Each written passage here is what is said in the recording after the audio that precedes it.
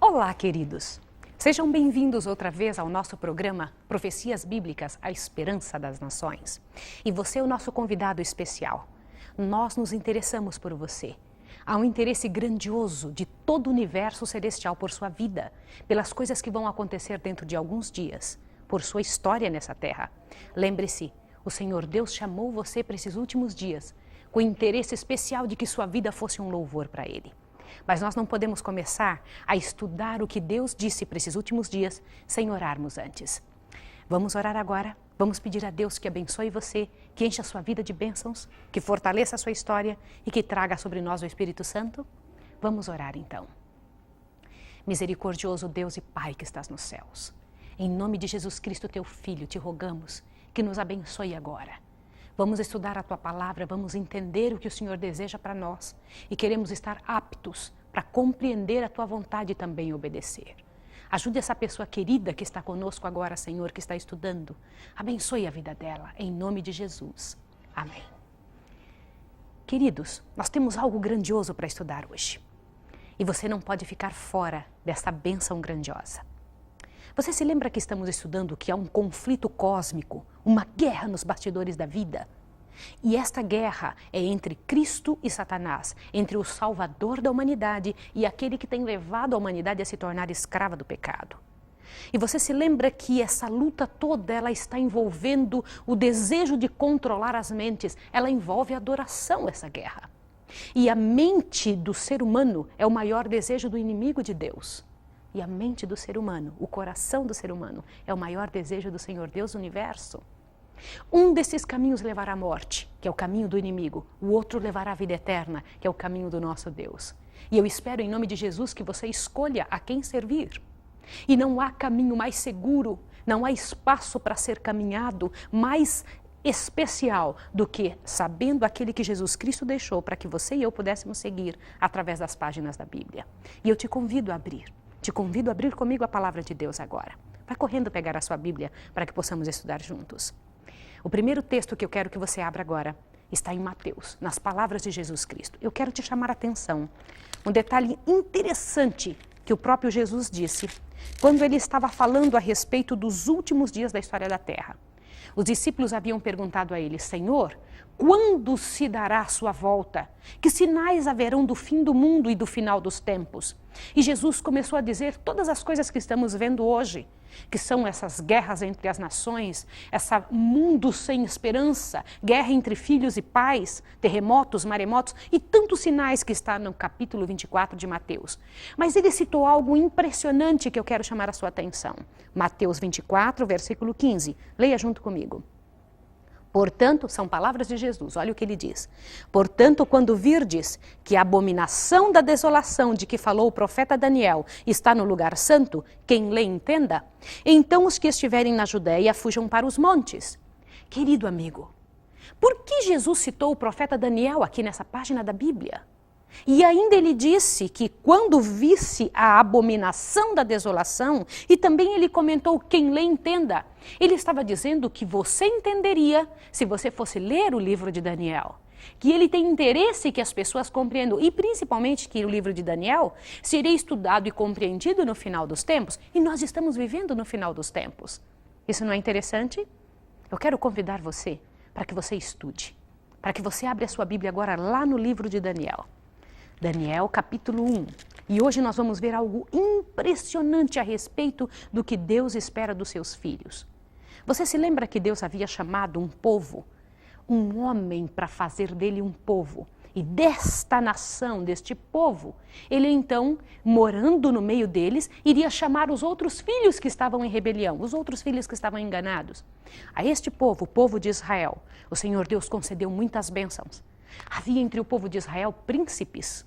Havia gente muito culta, muito sábia, gente poderosa com capacidade. O povo de Israel, os descendentes de Abraão, este povo, o próprio Deus vivia entre eles, dava a eles condições para que eles, pela graça de Deus, devedores como eram do resto do mundo, se pudessem conceder ao mundo toda a possibilidade e capacidade para que eles pudessem salvar o restante da terra através do Senhor Jesus Cristo. A eles era concedida a esperança da glória, a esperança das nações. Mas esse povo, infelizmente, afastou-se de Deus.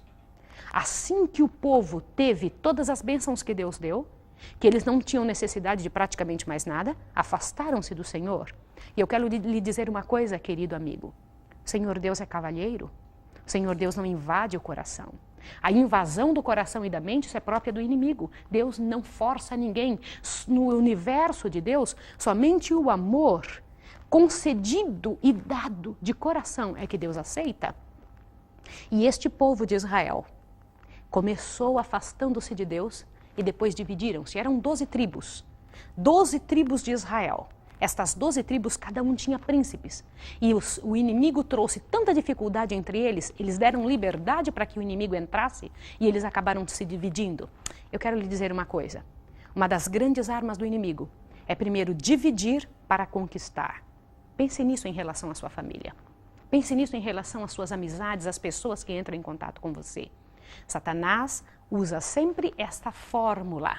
Ele divide para conquistar. E foi assim com o povo de Israel. O povo de Israel foi dividido pelas brigas, pela maneira diferente de pensar de como é que era que deveriam adorar a Deus. A grande luta, a grande controvérsia da Bíblia está envolvendo sempre a adoração. E eu gostaria que você pensasse nisso. A maneira correta de adorar. Lembra de Abel e Caim? Sempre desta forma. E eu gostaria que você visse agora e estudasse comigo Daniel capítulo 1, verso 1. Olha que interessante o que vamos ler aqui. Diz assim: no 3º ano do reinado de Jeoaquim, rei de Judá, veio Nabucodonosor, rei da Babilônia, a Jerusalém e a sitiou. Jerusalém era aonde estava o templo onde o próprio Deus vivia.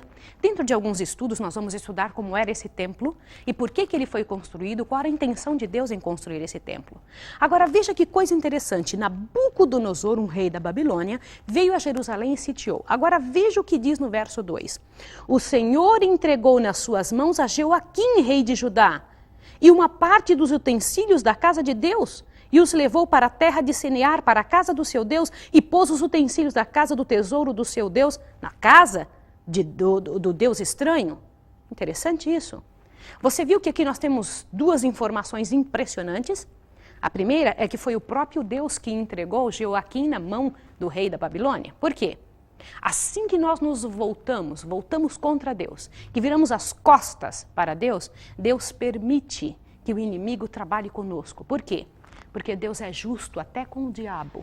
Preste bem atenção nessa frase que eu estou lhe dizendo. Satanás tem duas maneiras de trabalhar conosco. Uma por invasão e outra porque permitimos, porque nós deixamos, nós damos espaço para que isso aconteça. Querido, isso é coisa muito séria. Nós devemos tomar a nossa vida, as rédeas da nossa vida em nossas mãos novamente. Não podemos permitir que o inimigo tome conta de nós. Foi o que aconteceu com o inimigo. Foi aqui que aconteceu com este inimigo que entrou em Israel, entrou no Deus. Mas aqui diz que foi o Senhor Deus que entregou. Por que entregou? O povo de Deus havia se afastado e o inimigo reclama, eles querem ficar comigo. Pense bem nisso. Agora, a segunda coisa interessante aqui é que o rei Nabucodonosor pediu que levasse todos os utensílios da casa de Deus para a casa do seu Deus, para um Deus pagão. E ainda deu mais uma ordem, veja aqui no verso 3. Então disse o rei a Aspenaz, o chefe dos eunucos, que trouxesse alguns dos filhos de Israel da linhagem real e dos nobres, jovens em que não houvesse nenhum defeito, formosos de aparência, instruídos em toda a sabedoria, sábios em ciência e versados no conhecimento, que tivessem habilidade para viver no palácio do rei, a fim de que fossem ensinados na letra e na língua dos caldeus. Preste atenção, lembra que eu disse que o povo de Israel tinha príncipes entre eles, gente versada em conhecimento, gente nobre. O rei disse, pegue todos os melhores entre eles e traga para minha casa. Aqui dentro do meu palácio eles vão ser educados na minha língua, no meu alimento, na minha maneira de ver, e eles vão ter que se tornar babilônicos, como nós. Preste atenção nisso. Isso é muito sério. Essa informação nos diz muito a respeito de coisas que vão acontecer no futuro. Cultos pagãos. O rei determinou a ração de cada dia, a porção do manjar do rei. Eu estou lendo o versinho número 5 do capítulo 1. E o vinho que ele bebia, e que assim fossem criados por 3 anos, a fim de que pudessem viver diante do rei. Olha que coisa interessante. Agora, o povo de Israel, que havia recebido instruções claras de Deus de como viver, de como falar, de como comer, de como vestir. Você sabia, meu querido, que Deus deu informações claras para o seu povo de como eles deveriam viver nos mínimos detalhes, em todos os sentidos? Você sabia que Deus se importa com o que você come? Você sabia que Deus se importa com o que você bebe? E há uma razão especial para isso. E é muito importante que você entenda. Mas aqui diz um detalhe interessante que Daniel e seus companheiros, quem eram eles? Eram esses 4 jovens aqui, veja bem.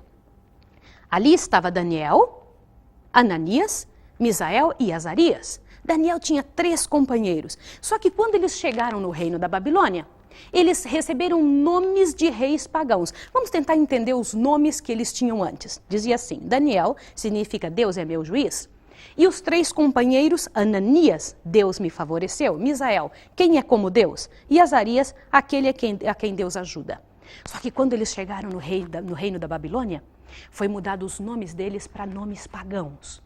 Que toda vez que eles fossem chamados daqueles nomes, isso psicologicamente tem uma força muito grande. Eles estavam interiorizando a cultura pagã daquele povo. Satanás é muito mau. Ele tenta de todas as maneiras infiltrar em nossa mente. Lembra o que eu te disse? A luta do inimigo é para que consiga alcançar a sua mente, a tua maneira de pensar. Só que houve um detalhe interessante, veja o verso 8.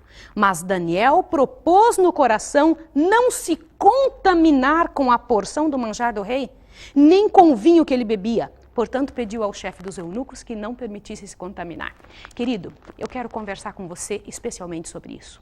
Por que Daniel entendia que comer daquela comida, beber daquele vinho, viver daquela maneira, era uma maneira de contaminar-se? Olha a palavra que foi usada aqui, não é à toa, contaminação. Meu querido, minha querida, é muito sério o que eu estou lhe dizendo. A você cabe uma escolha muito séria. Talvez você nunca tenha ouvido falar nisso, mas é tão sério esses detalhes com relação ao que comemos. E toda vez que Deus tem um plano muito grande para alguém, um plano especial na obra dele, ele trabalha com essa pessoa em todos os níveis, inclusive no que come. E, aliás, eu quero te dizer uma palavra, principalmente com o que come. Por quê? O interessante é que nós vemos aqui que ele pediu para o chefe dos eunucos uma dieta especial. Veja Daniel 1, verso 12. Experimenta, peço-te, os teus servos 10 dias, fazendo com que se nos deem legumes a comer e água a beber. Então se veja diante de ti o nosso parecer e o parecer dos jovens que comeram a porção do manjar do rei, e conforme vires, procedas para com os teus servos. Ele concordou com isso e experimentou por 10 dias. Lembra que o rei pediu que eles fossem tratados por 3 anos para aparecer na presença do rei com a melhor comida que se podia ter naquela época, que era a comida do rei? Mas Daniel disse, eu não vou me contaminar com isso. E pediu legumes para comer e água a beber. Talvez você possa estar pensando, mas quem sobrevive com isso? Que tipo de comida é essa? Que tipo de alimentação é essa? Meu querido, minha querida, a coisa é mais séria do que você imagina. Você sabe o que foi que aconteceu com ele? Adivinha o que aconteceu com Daniel e seus companheiros? Dê uma olhadinha que coisa interessante. Verso 15. Ao fim dos 10 dias, apareceram seus semblantes melhores, estavam mais bem nutridos do que estavam os outros jovens que comiam a porção do manjar do rei. Agora, eu vou lhe dizer algo. Toda obediência traz também uma recompensa. Veja que é uma luta nos bastidores, muito grande. A luta é muito grande pela sua mente, pela sua adoração. E nós sabemos o que é certo e o que é errado quando estudamos a palavra de Deus, aquilo que Deus pede. E eu tenho certeza que Daniel sabia muito bem, tanto ele como seus companheiros. Agora dá uma olhadinha no verso 17. Olha que coisa interessante. Agora veja, o verso 16 é melhor que a gente leia antes. Desta sorte, o guarda tirou a porção do manjar deles, o vinho que deviam beber e lhes dava só legumes. Interessante isso, não é? Agora veja que coisa interessante o verso 17, o resultado disso. Ora, a estes 4 jovens, Deus deu conhecimento, inteligência, toda cultura e sabedoria. Não é grande isso? Diz aqui que não foi algo concedido de livros. Deus deu a eles isto. Meu amigo, minha amiga, isso é grandioso. E você pensa que esse Deus não é o mesmo? É o mesmo hoje. Olha só, e a Daniel tornou-se então entendido em todas as visões e em todos os sonhos. Este Daniel, que havia tomado essa decisão, ele recebeu do próprio Deus algo grandioso, se tornou profeta. Ao fim dos dias, depois dos quais o rei tinha dito que trouxessem o chefe dos eunucos e os apresentasse diante de Nabucodonosor, o chefe dos eunucos trouxe então Daniel e os companheiros. Olha o que aconteceu, o verso 19. O rei falou com eles, e entre todos eles não foram achados outros tais como Daniel, Ananias, Misael e Azarias. Por isso permaneceram diante do rei. E mais, as bênçãos de Deus não param por aí. É preciso que você compreenda a grandiosidade, a bênção de tudo isso. Olha o verso 20. Em toda matéria de sabedoria e de inteligência, sobre o que o rei lhe fez perguntas, achou-os 10 vezes mais doutos do que todos os magos e encantadores que havia em todo o seu reino. E Daniel permaneceu ali até o 1º ano de Ciro. Queridos, isso é coisa muito séria. Talvez hoje você esteja pensando, mas Maísa, que impressionante isso, saber que Deus se importa comigo. Sabe por quê? Preste atenção no que eu vou lhe dizer. O santuário onde Deus habitava, o santuário físico, o Nabucodonosor entrou lá, invadiu o santuário, terminou o culto do povo de Deus e levou os objetos sagrados para o templo dele.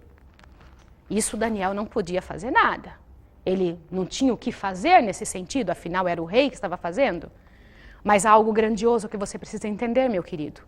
O templo que Daniel tinha dentro de si, o templo do Espírito Santo, isso Daniel não permitiria de forma alguma que fosse contaminado. O templo físico, o templo de cimento, de areia, o templo elevado ali para que as pessoas pudessem fazer cultos dentro dele, estava sim profanado. Mas o culto do corpo de Daniel, a mente dele, o coração dele, ele não podia permitir profanar. Sabe por quê? Porque ele conhecia um princípio grandioso, um princípio bíblico. Abra sua Bíblia em Coríntios. Nós vamos ler 3 versinhos em Coríntios. E você precisa entender isso. Vai lá. 1 Coríntios. 1 Coríntios vai fazer você compreender essa coisa grandiosa. O porquê desta ação de Daniel. Vai na sua Bíblia em 1 Coríntios. Capítulo 3, o verso 16. Olha o que está escrito aqui. Não sabeis vós que sois santuário de Deus e que o Espírito de Deus habita em vós? Olha que coisa séria. Nós somos o templo de Deus. O Espírito Santo habita em nós. Queridos, você que está aí me ouvindo, que estuda a palavra de Deus, que quantas vezes ouviu dizer que precisa do batismo do Espírito Santo, que deseja receber o Espírito Santo, olha o que a Bíblia diz. Olha, veja o verso 17. Se alguém destruir o santuário de Deus, Deus o destruirá. Onde é que é o santuário de Deus hoje? É o meu corpo, é o teu corpo. Pois o santuário de Deus que sois vós é sagrado. Então, o que a gente deve colocar para dentro do nosso corpo? Daniel entendia isso, compreendia perfeitamente, por isso Deus o honrou. Agora veja mais um versinho para você entender. Vire a página da sua Bíblia, em 1 Coríntios 6, verso 19 em diante. Eu faço questão de ler com você. Vira aí, estuda comigo agora, olha. Veja, o verso 19 do capítulo 6 de 1 Coríntios diz assim: Ou não sabeis que o nosso corpo é santuário do Espírito Santo, que habita em vós, proveniente de Deus e não sois de vós mesmos? Fostes comprados por um bom preço. Glorificai, pois, a Deus no vosso corpo e no vosso espírito, os quais pertencem a Deus. Queridos, o que é isso, glorificar a Deus no nosso corpo? Você sabia que Deus vai lhe pedir conta daquilo que você come? Daquilo que você tem colocado dentro de você? Tem mais um versinho aqui em 1 Coríntios 10, verso 31, que eu quero terminar com isso para que você fique com seu coração cheio. Olha o que está escrito aqui. Portanto, quer comais, quer bebais, ou façais qualquer outra coisa, fazei tudo para a glória de Deus. Queridos, isso não é sério? Meu amigo, minha amiga, eu quero lhe explicar coisas muito sérias a respeito do porquê que Deus começou com esse trabalho especial, com essa maneira especial. Começa uma profecia grande, o livro de Daniel é de profecias especiais, falando a respeito de comida e bebida, de comportamento de pessoas, falando a respeito de como ele cuida de quem se coloca ao lado dele. Porque o primeiro capítulo de Daniel fala exatamente do que se coloca para dentro do corpo, para dentro do coração. Eu quero lhe fazer uma pergunta honesta e eu quero que você me responda.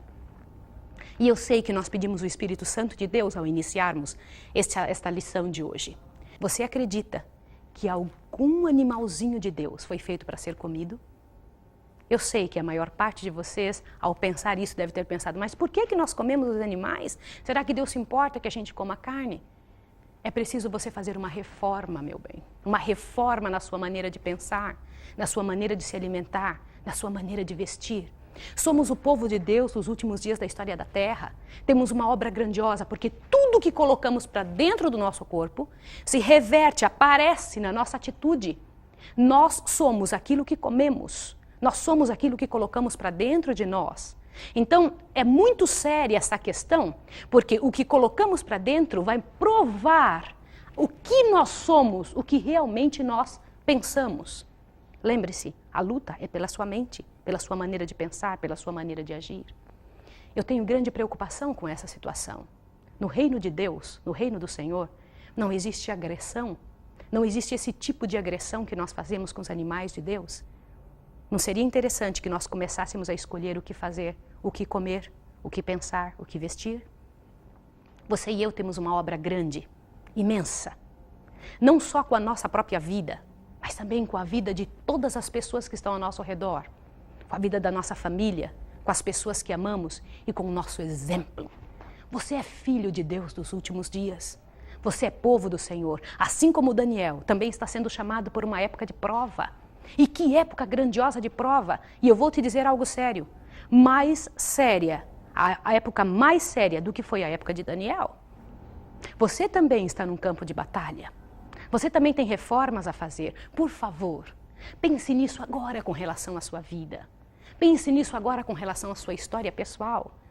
Deus está chamando você para compreender coisas grandiosas. O que você come modifica a sua mente. E o inimigo das almas, ele quer muito que sua mente fique embotada, que tenha menos capacidade de compreender, porque se você compreender isso, você muda. Se você compreender essas verdades, você começa a ser feliz. Tudo que ele não quer é isso.